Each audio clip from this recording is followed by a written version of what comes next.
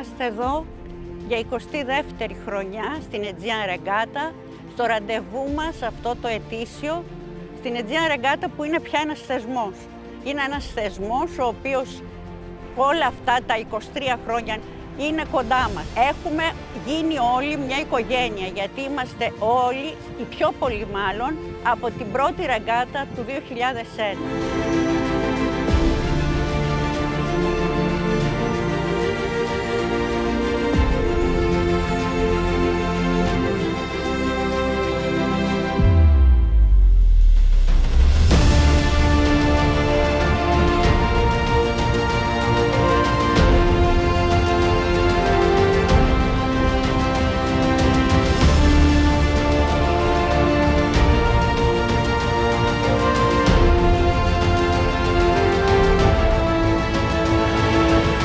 Καταρχάς είναι εξαιρετικά σημαντικό, γιατί έδωσε την δυνατότητα σε πολλούς ιστιοπλώους να γνωρίζουν βασικά όλα αυτά τα νησιά του Ανατολικού Αιγαίου από πάνω μέχρι κάτω, και δεν είναι μόνο αυτά στα οποία φτάσαν ως προορισμούς, αλλά είναι και τα λιμάνια και τους όρμους και τα νησάκια. Αυτό συνετέλεσε να έρθουν κοντά ιστιοπλώοι, να ανταλλάξουν κουλτούρες, να γίνουν φιλίες, να γνωρίσουμε νέα μέρη, να γνωρίσουμε νέους ανθρώπους. Όλο αυτό πολιτισμικά είναι ιδιαίτερα αξιόλογο.